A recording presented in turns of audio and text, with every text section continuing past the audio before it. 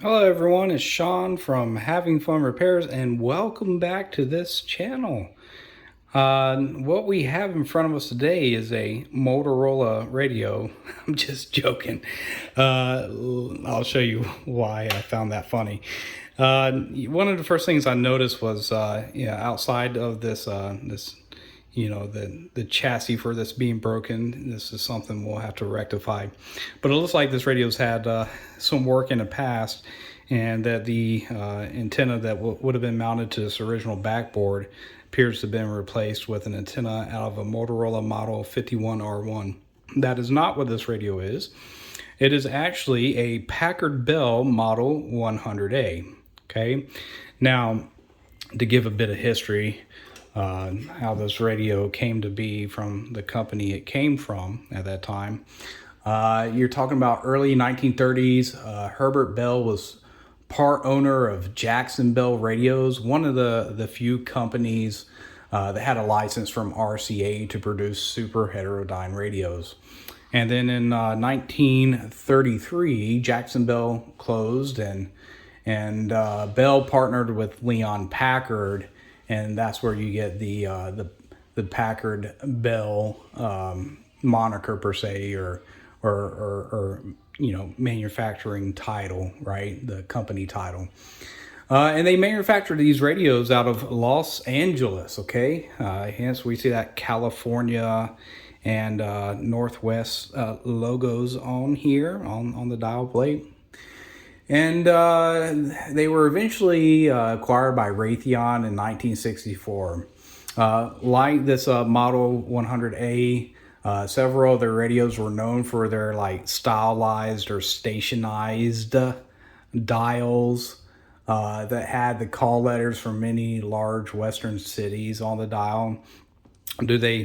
Can you really tune into these stations? I mean, you're talking about police band and all these other things. No, not really. This is a broadcast only radio. It doesn't operate in a shortwave band.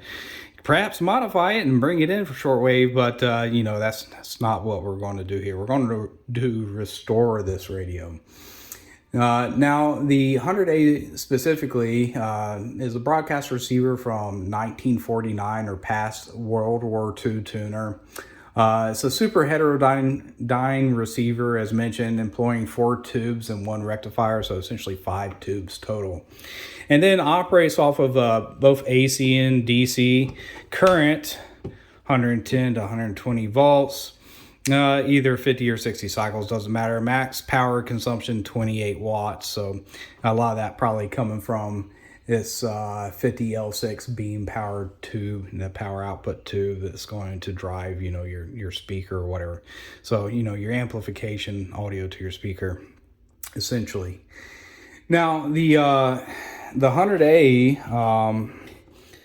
let's see, it is housed in a plastic table model cabinet. I believe if my records that I have here, the schematics and stuff that I printed out here to the left off of Radio Museum to help me. I believe it came in 3 colors, walnut, ivory, and maroon. This one, I believe, being the maroon design.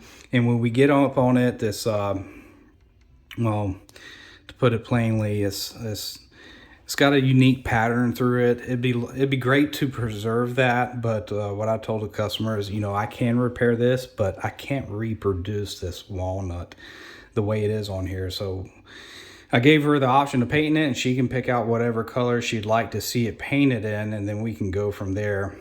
If it was my preference, I would think probably like an ivory white would look pretty good, since that is, one of the original colors it was used for. It was produced in, excuse me. Now, this radio, obviously, typical AA5, All-American 5 radio. This one using the 12A7, which is our pentagrid converter or heptode, our 12SK7 RFIF stage pentode, our 12SQ7 as our double diode or triode, our 50L6 beam power tube or power output tube, and 35Z5, which is your half wave bridge rectifier, or as some people call the old rectum fryer. So just be careful with that one. As typical, AM broadcast band. It's going to have an intermediate or IF frequency of 455 kilocycles or kilohertz, 2 audio frequency stages, and then obviously as that that modulated AM modulated carrier is coming in and demodulated, and the intelligent signal or your audio signal is extracted out of that carrier, that audio is going to be faithfully reproduced at our PDIN or permanent magnet dynamic loudspeaker. So that's pretty much it for this radio.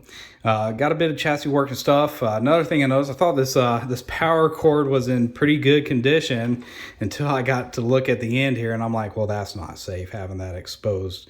Our center conductors exposed like that.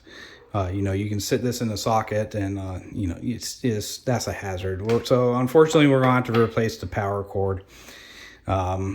Yeah, and I'll probably get one of those nice rayon whatever cloth cover dial cords. That way, it kind of matches the aesthetics of a vintage radio like this. Now, the owner did say that she would like to do with this radio what I did with the first Motorola I worked on, and put in that auxiliary audio option feature. There are other channels that go over that as well, such as Radiorama.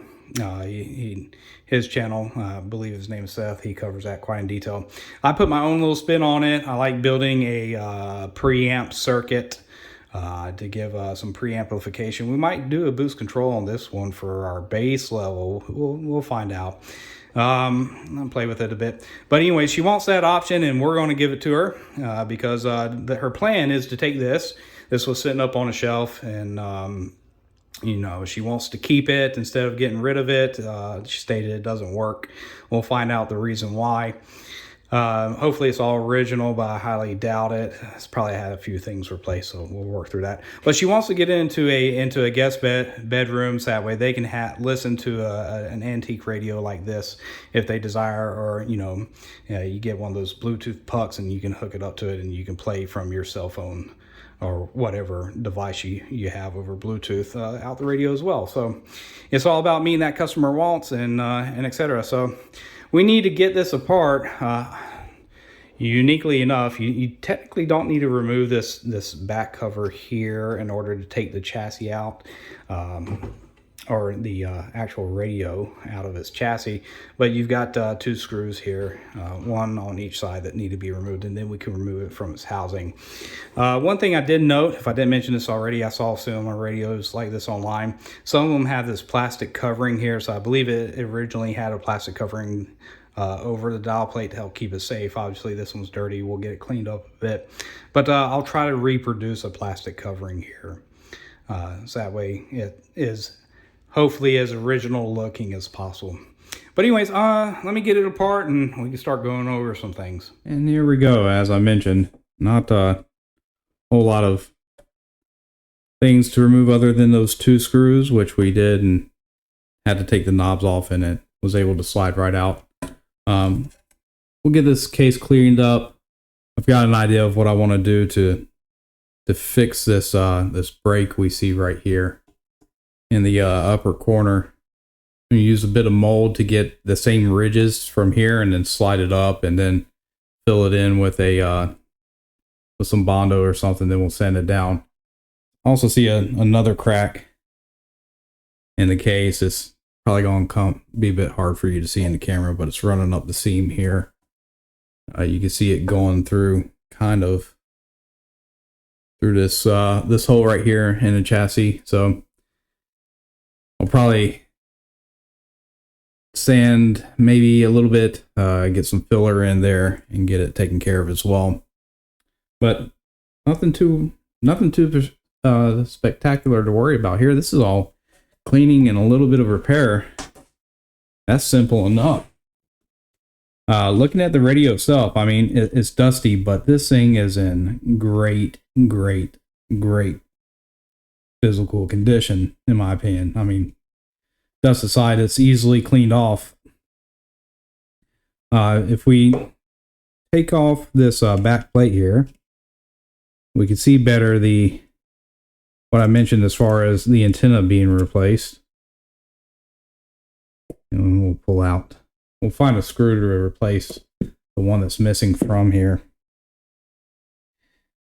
But you can see where this, there used to be an AM loop antenna on this backboard here, but you see that one was taken out of a different radio and appears to have been screwed and potentially epoxied onto the back of here as well.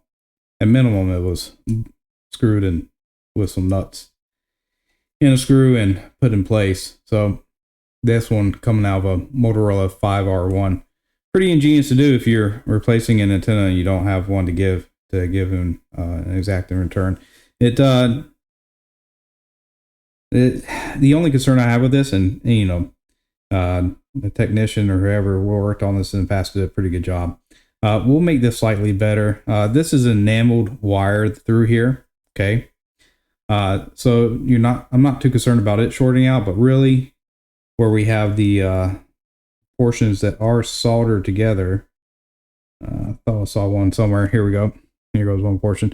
All this needs to be covered because if it touches something metal on the chassis, it's going to have an effect on our reception, and with reception, our selectivity and potentially the radio's sensitivity as well.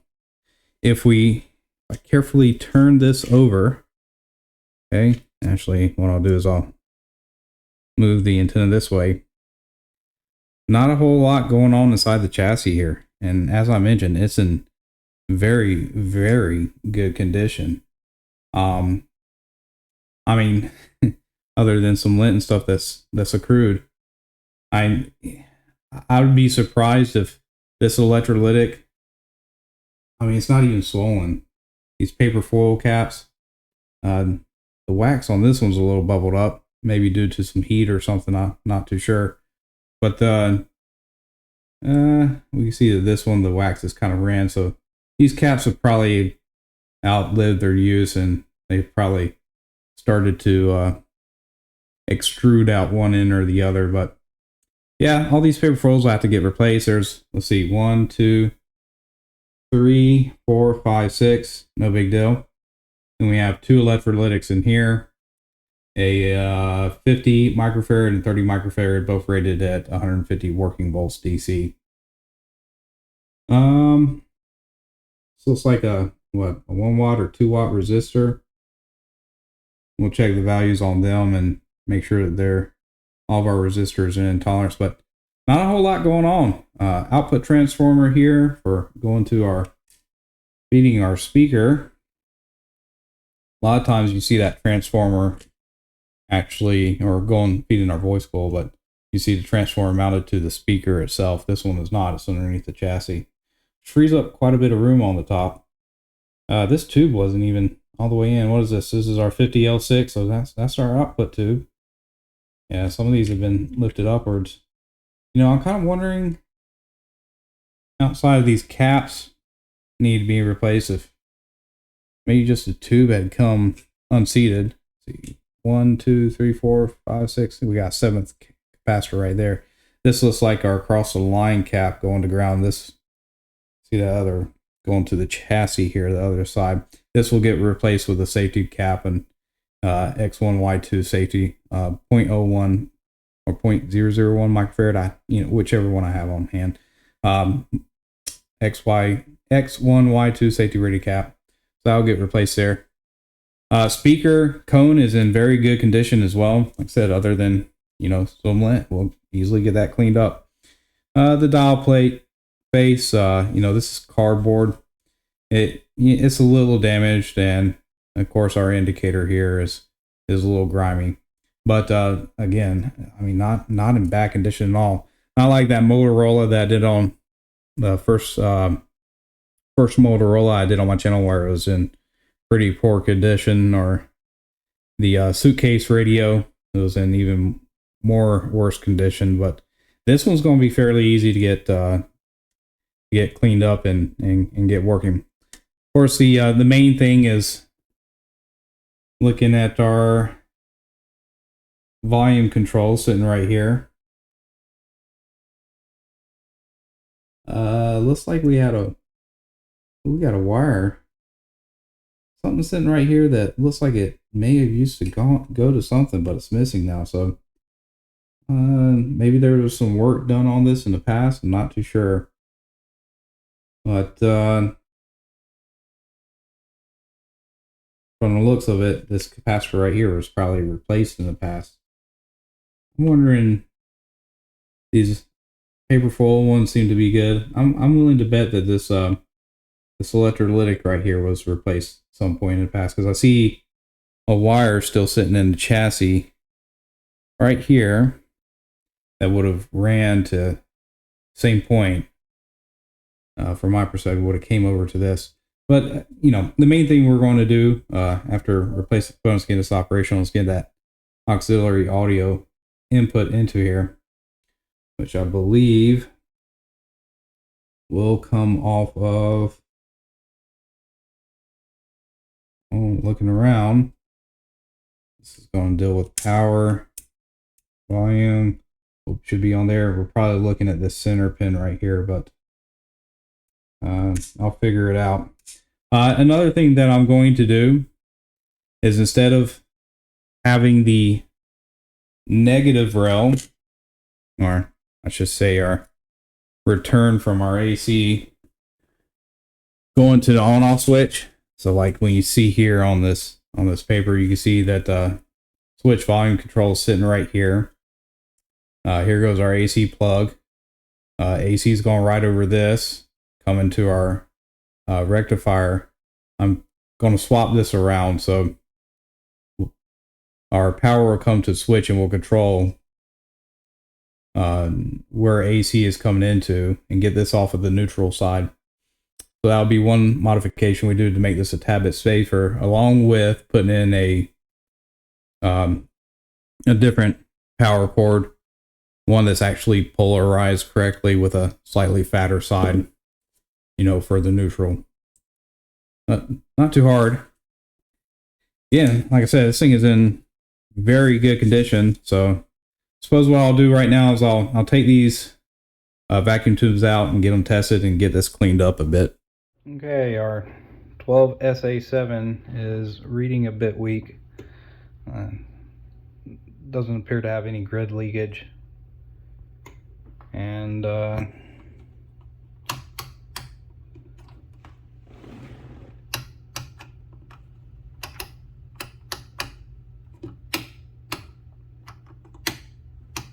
yeah, no permanent shorts, so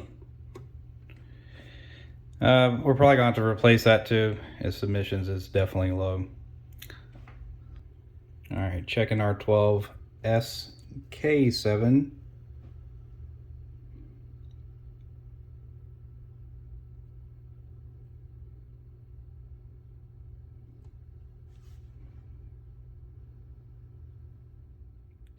Again, emissions are pretty low on this tube.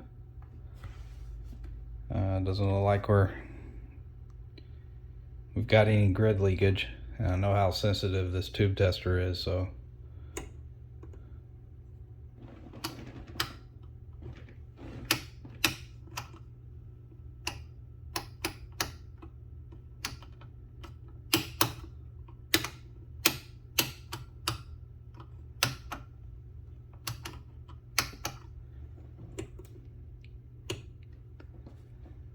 yeah, emissions are low, so that tube's tired. Probably looking at replacing that one as well.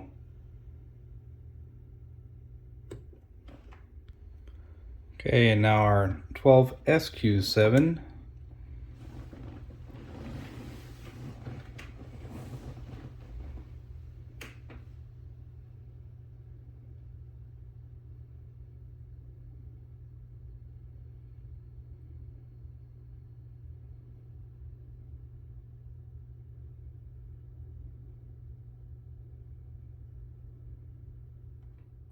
Yeah, this tube seems to be pretty tired.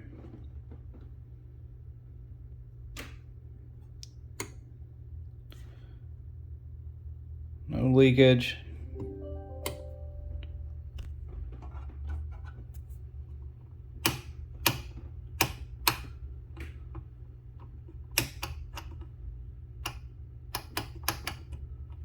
shorts.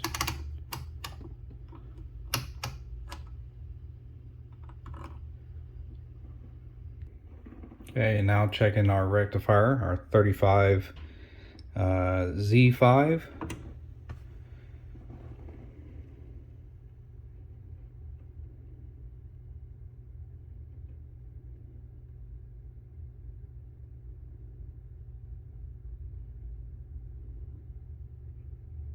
Yeah, rectifier is looking pretty good.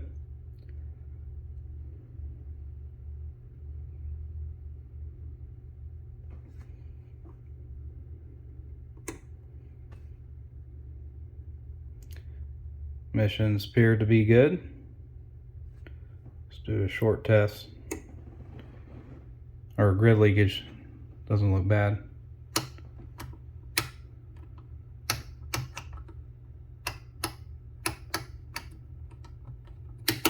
No shorts. So rectifier is in really good condition. Let's see, went back to D. And so we got one tube we don't need to replace. That's good.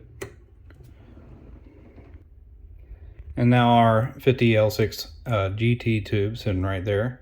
This is that output tube for our audio amplification driving our speaker. But now, if the emissions test well, it's most likely this grid leakage test is not going to perform.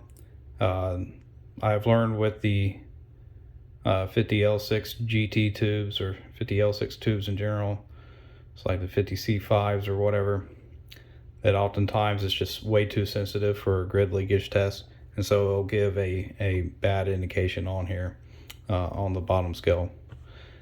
But the tube would still be fine. So we'll see how this one plays out with that same test. I mean, it's heading up there to the good. So maybe slightly a little bit tired, but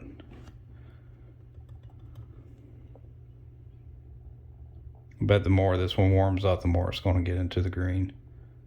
And it's already crossing that line. So I'm not too concerned with this one. Again, let's see how this happens. And watch, if it does it, it's going to run off in, after a few seconds of being on here.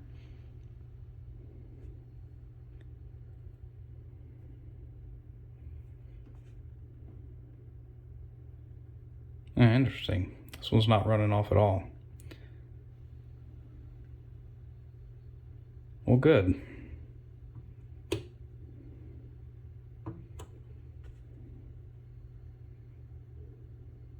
Thought it would, but it's not going to, so that's good. Let's do a short test. And it doesn't appear like we have any shorts.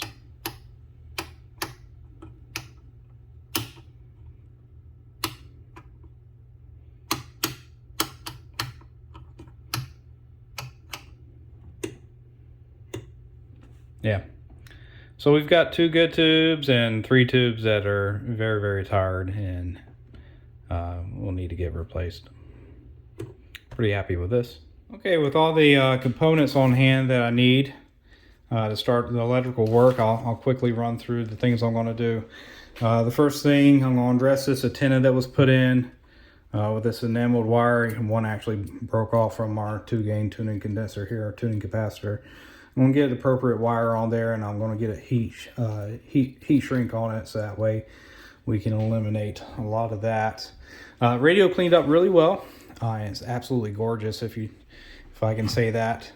But when I replace the power cord and everything on it, I'm going to, as mentioned, we're going to be swapping these leads around, so that way it's actually our line side controlling the on and off, so our AC in versus it being on the neutral side, which means that these components here, all 3 of these, are going to have to come off of this post.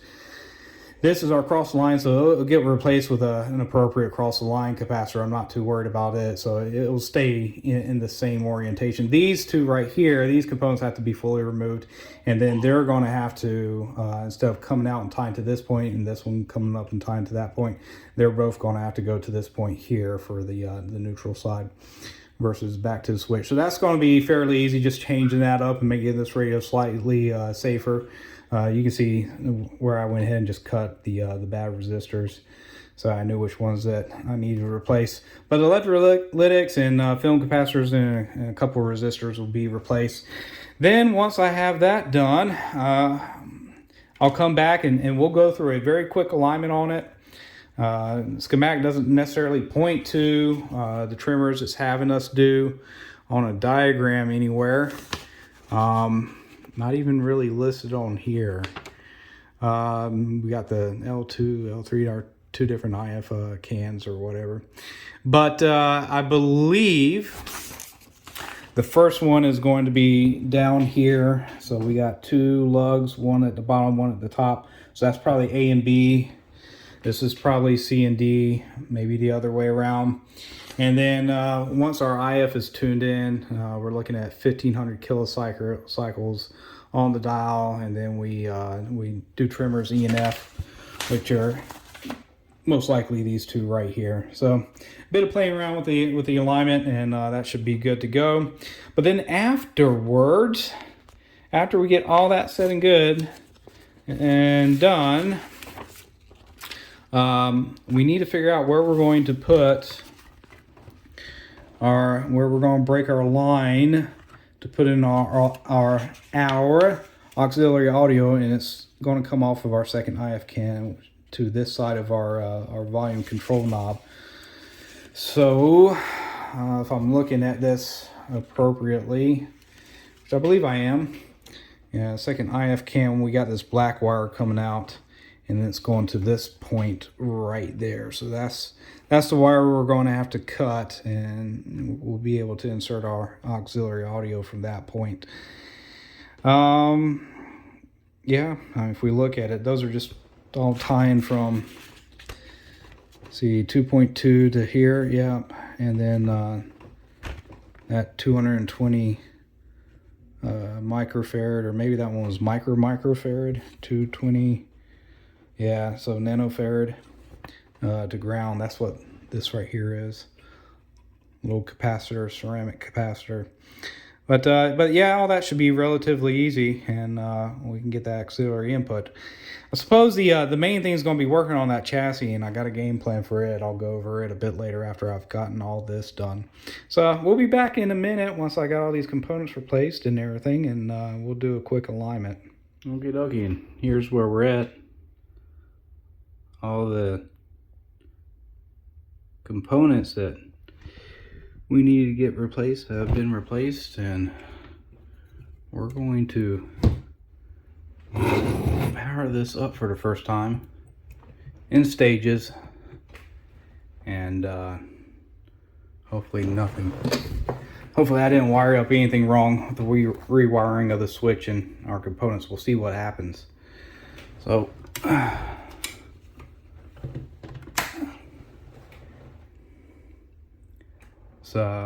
let's see, turn this on, and we'll get this up to about 50 and let it sit.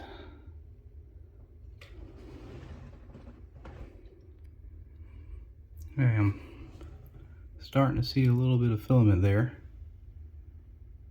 at 60. Not drawing on a whole lot of current.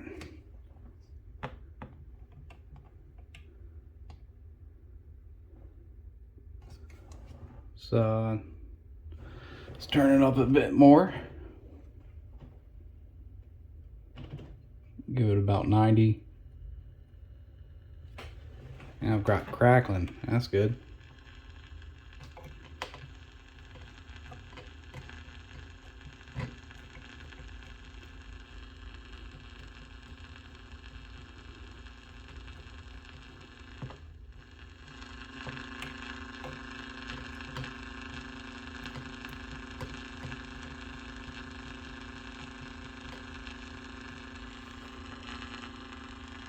Okay, let me just go ahead and get this up to 120.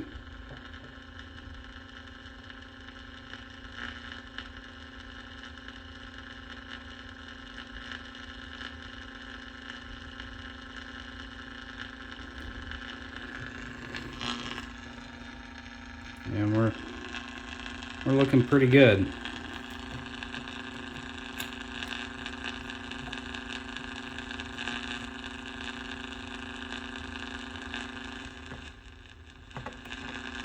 I'm not picking up anything though.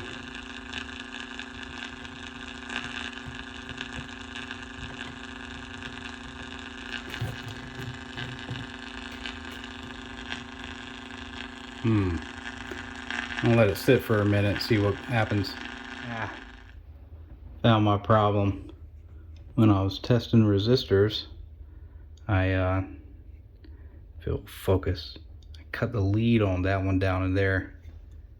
Right down here. Come on, focus. But anyways, you can see that break right there. I need to solder that back up. And then we should be able to get our IF again and pick up some radio stations, and or at least something, so we can see how far out we'll be on our alignment. That resistor ended up being a problem, but not the problem. I immediately afterwards decided to attempt to do an alignment, and I could with my tuning gain fully closed, tuning capacitor, I was able to inject by putting a loop over near my antenna, 455 kilocycle modulated frequency 1 kHz, or carrier frequency modulated at 1 kHz. But only when I bumped up the amplitude of that carrier frequency enough was I able to work through and do some alignments. As a matter of fact, this bottom one right here and that lug had no effect.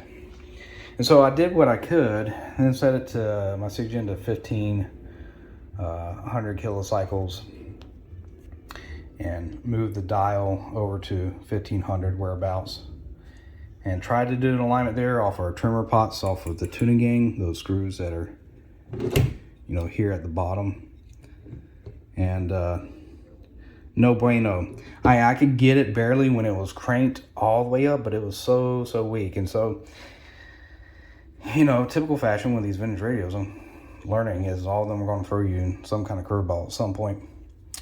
So one of the things I did is I decided, even though electrically it's no different, I took our cross the line cap, safety cap here, and instead of terminating it down to chassis here, I re-terminated it to where it was originally at.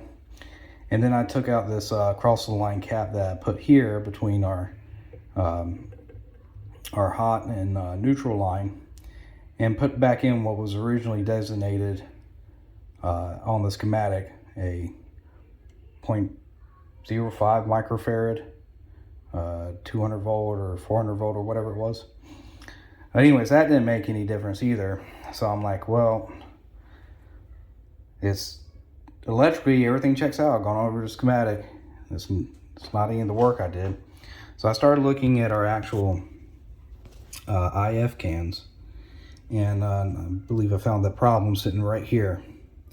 As you can see, where's that?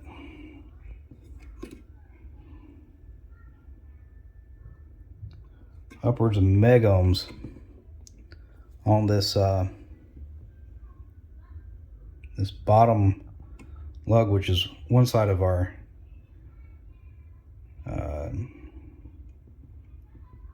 now I'm not getting anything. Now I'm getting something. What that is, our schematic is our output from our 12A7, so we're not getting inductance from here or here. That is just very poor. But the other side,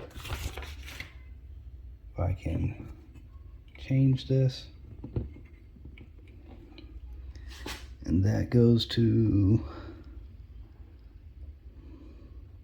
right here, so I can just clip it there. All right, the other side is around 16. How many ohms is it? Yeah, 20 ohms. And then I checked out this our other IF cans sitting down here, and they're about the same amount of resistance. So what this means is we have a break somewhere in this enameled wire that's spun around this cardboard tube. Potentially I can fix that. I don't really have any other choice because I don't have one of these on hand. But I think what I'll do is instead of applying solder to these posts here, I'm probably going to cut the leads and take out this nut here on this side and remove this from the chassis. See if I can get that repaired. Well, fortunately I didn't have to look too far to find a brake. This appeared to be attached while I was in the cabinet, but now that I've got it out and looking at it, we've definitely got a broken lead right here to our tune coil. So this is going to be rather simple. Just going to heat up my soldering iron and reconnect these two wires. Why the wires instead of here? I'd hate for this to be over tight. This will give it some play. If I do it directly to the post, I'm worried that if it's tapped again it will break. Then it will start to get too short. So I'd rather do it here and then put some conformal coating or something on it to just insulate that wire once it's soldered together. Well, it wasn't too hard. I was able to do it without the use of a microscope. You can see that they're moving one with the other, so it is soldered together. And taking a look between our multimeter and it, we got 16.5, so I'm gonna call that good. And just need to get it reinserted into the radio. Well, that was it, and it brought her back, but she is grossly misaligned now.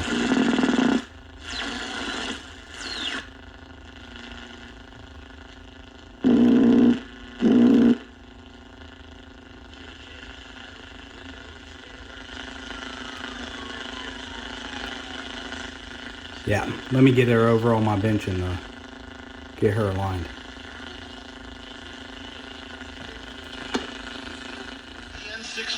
Oklahoma's home. Well, there we go, alignment done. A cumulus station. It's not the most sensitive radio.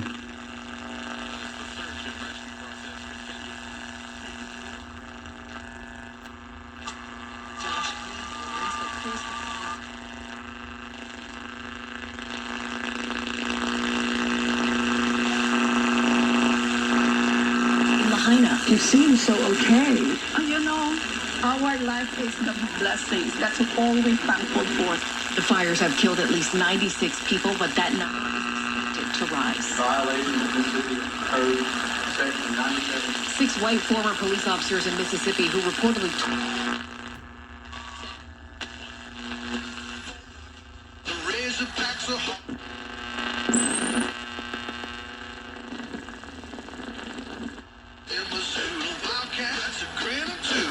About the tide that's rolling in. Yeah, I'm gonna call that what it is. Or are they? With the news over the weekend, And Graham Mertz has been chosen as the starter. I don't think we'll work on getting it a aux input and work on the chassis next. All right, so I've spent about a day and a half just building this device right here. If you remember that previous aux audio input I did for the Zenith, I've kind of gone over and fine-tuned that design a bit more and got it into a case. Of course, with the pre-gain adjustment being external to the case, but lid can come off, battery can get replaced. This will eventually go to a switch, no different than the previous one that was designed. So if I short it out, you can see that. Oh, can I get it to short out? You'll see that it turns on. There we go. But obviously this going to this ain't going to your phone or say a Bluetooth puck that's connected to your phone via Bluetooth. Swapped out a couple things, other components, including taking this 13:8 turn ratio comparison, and step up transformer out of circuit. It also provides isolation, and replacing it with this transformer, a P200 2006-M.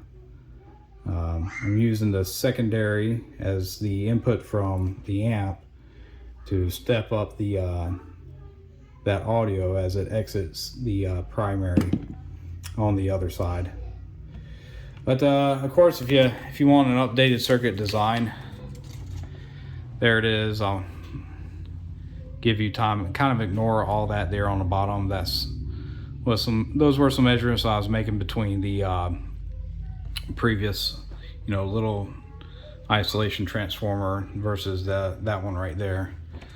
But if you want to know more what went into this, I've done a video that's over on my Patreon, going into everything that was tested along the way, how from breadboard to building the PCB. So yeah, it's over on Patreon. But with this out of the way, I can now focus my attention on the chassis. And what I'm going to do with it, I'll probably just put a small dab of 2-part epoxy or something down there to keep that from cracking anymore. Maybe on this side, and then just sand it down a bit. But to repair this portion right here, my plan of attack is to take this moldable plastic, which essentially melts down in hot water, and then I'm going to form it over, say, this section right here. Okay, so it's got, this section will have all the ridges in it, and then once it's formed over that, I'm going to slide it upwards to cover this area. And then once I have that covered, I'll probably tape that form I make in place. I'm going to get some filler and just fill in from the back side. Hopefully no air gaps form in those ridges.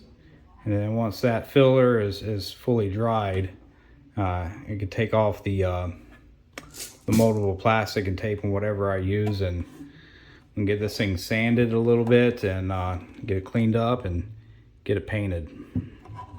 Well, forming that mold worked out pretty well, I think.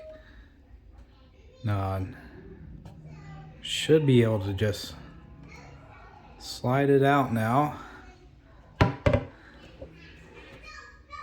and get it to right there. And I'll have to tape it in place, but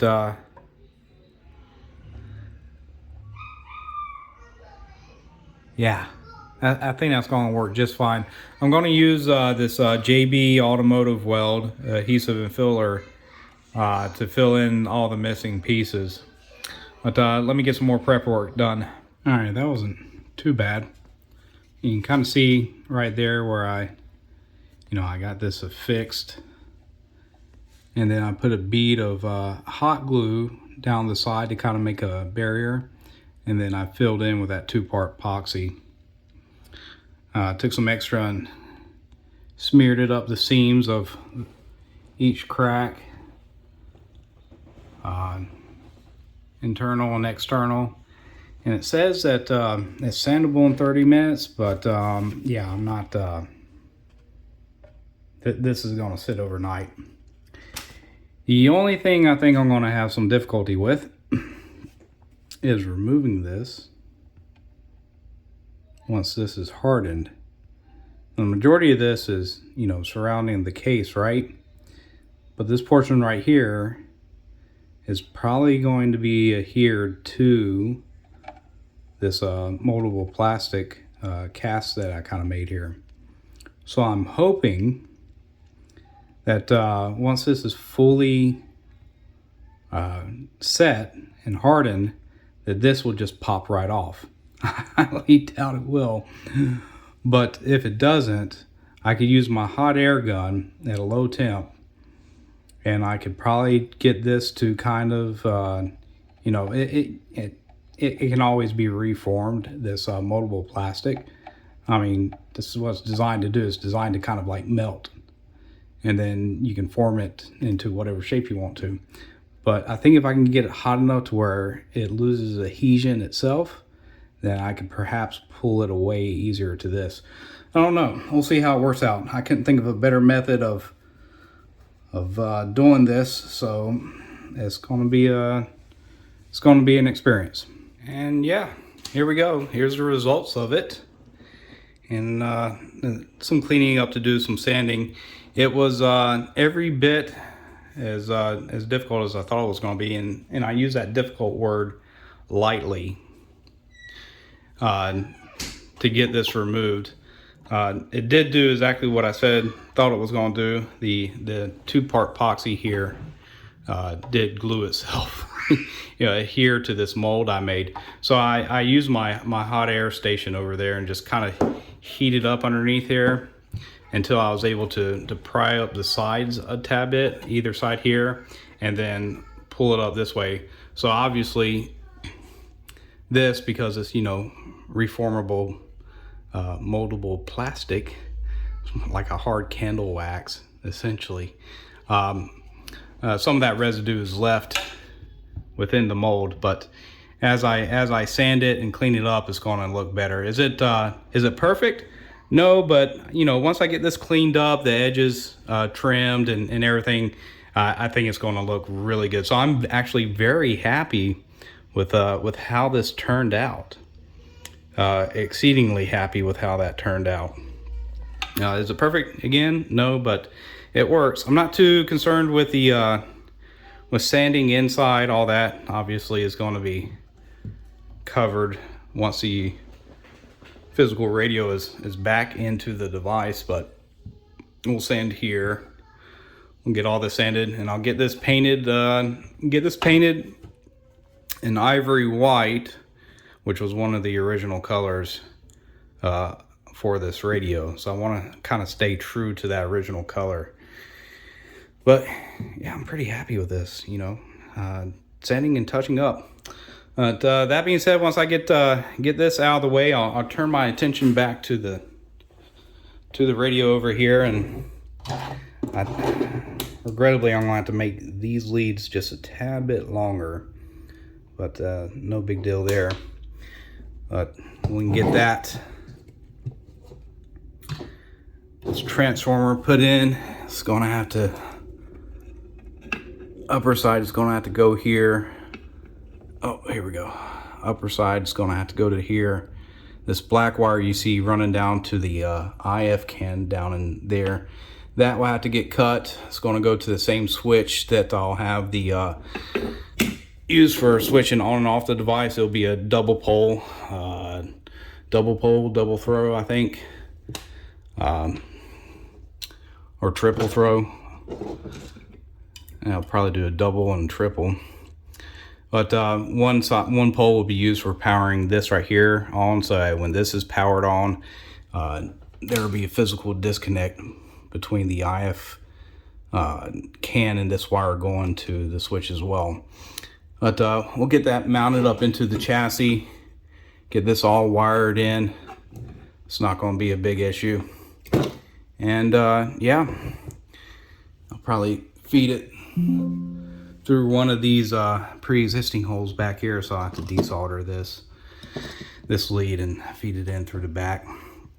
Again, that's not going to be too big of a deal.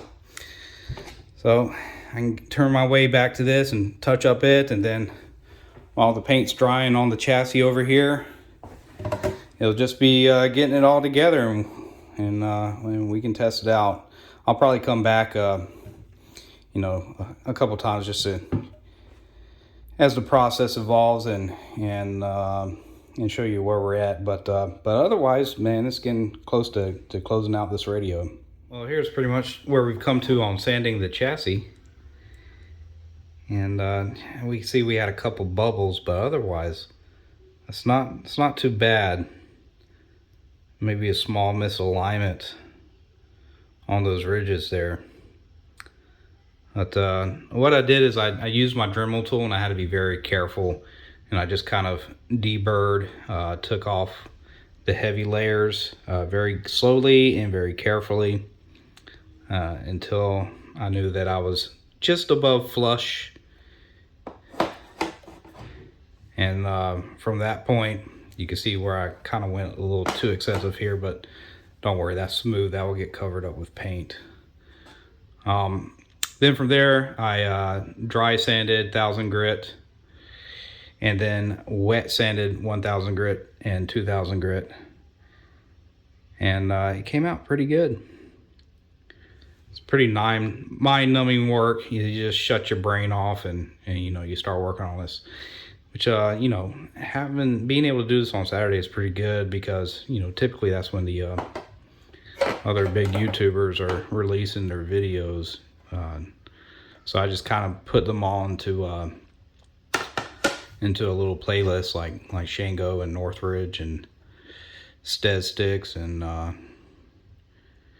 Vince and Radio Rama, Seth over there, I think is his name. And I just kind of listen through all their videos that they've put out throughout the week and do some mind-numbing work. It plays in the background while I'm working on this. But yeah, I'm pretty happy with this. I'm gonna get this all washed up and dried off and get it outside for paint. All right, well, we've got the device all put in and fitted in with this switch. For those of you who need to see how it's connected underneath, I'll put this up real quick. See, I put in a grommet there at the bottom. It's ran through. You see that transformer sitting there. You know, the capacitor going to the top of our potentiometer there, where our IF cam was terminating. The other end of the transformer going to the other end of the pot. Then, of course, the IF CAN wire cut right in the center, 1/2 still going to this same termination point, and through here, the other half coming through here, both going to this double pole, double throw switch here, with one controlling the battery, you know, disconnecting the battery to our amplifier over there, and the other side for the radio. But I got this currently hooked up to my PC over here, and we can swap it over. So hold on a second. The countdown to the NFL season rolls on. Feel good to be back, baby. There you go. This coming from over here.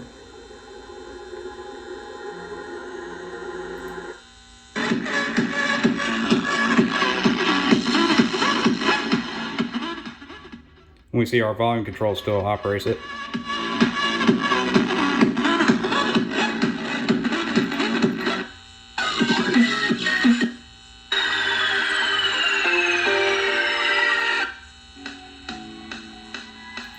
See if they got any more bassy type stuff.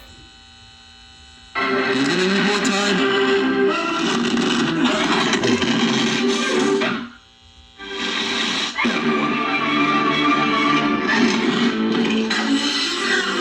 Now there's 85% more tide in every power pod.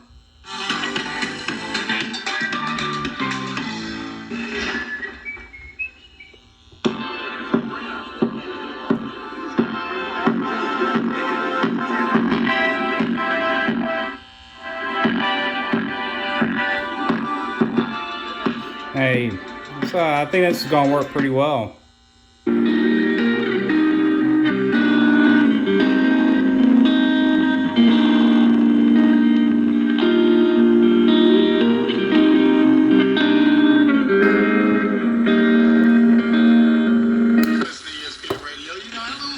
But I feel like this is yeah, you know, pre-gain through here. easy money, even though they're minus 175. Then you can control the rest of your volume through here.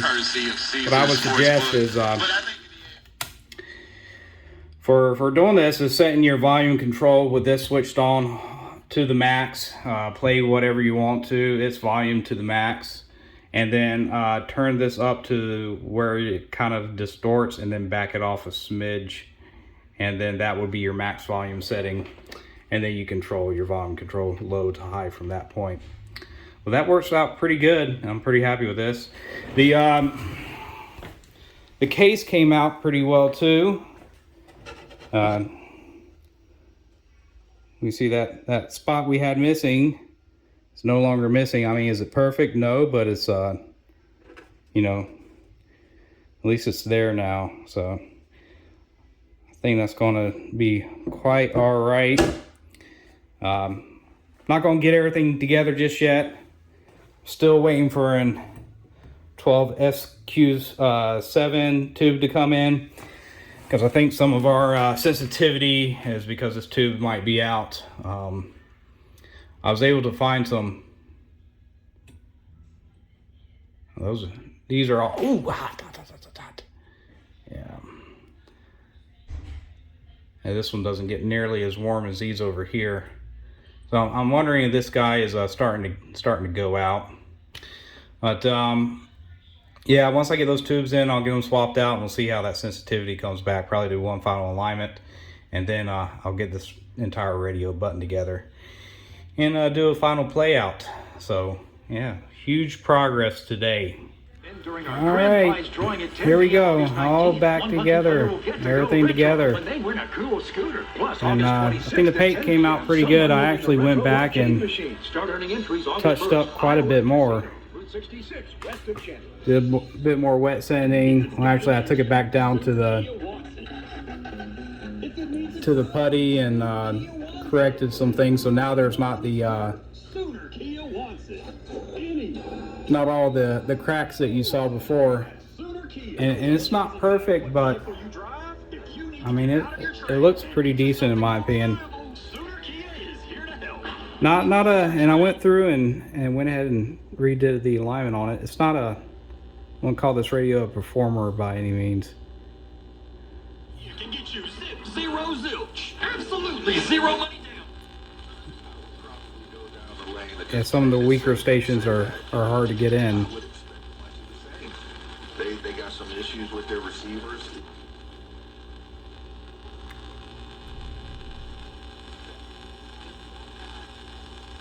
Yeah, usually I get one right about there. We hear it trying to come in. There's a whistling, but it's not there.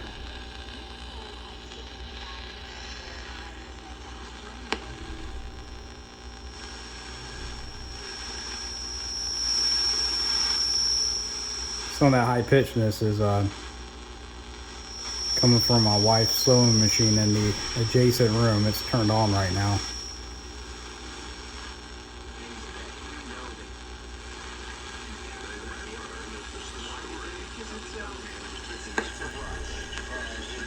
And we almost get that station.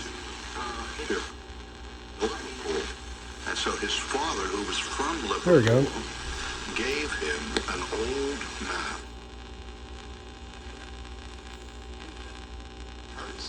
And what we've seen this summer suggests that they're going to continue to run him. Again, not a huge performer. This season, the quote from Coach Nick Siri.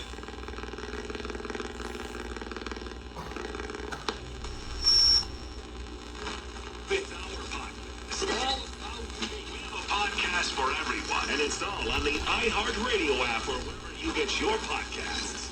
But it's a nice radio. I think it came out pretty good.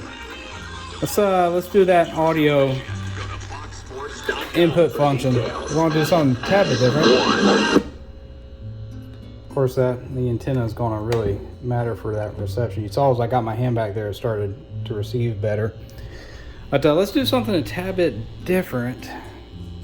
Let's do this with a Game Boy. Hey, there we go. We got any games in there?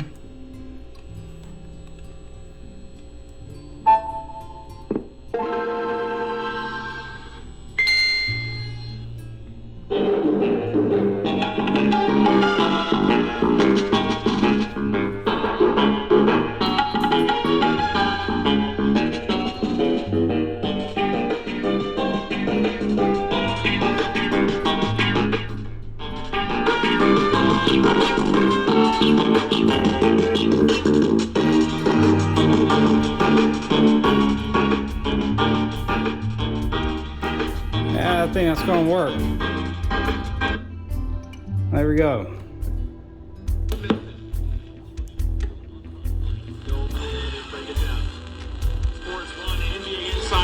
who already has the trade offer from the Knicks. But yeah, so there goes your Motorola Packard Bell 100A, little 5, All-American 5 radio. I think it came out pretty good.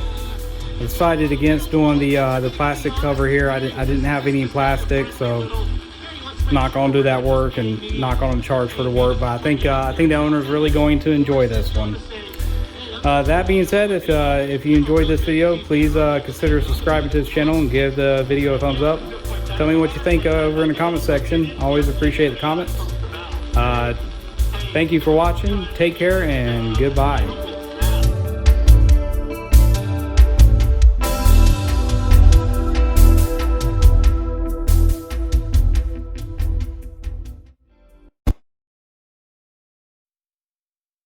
Bark.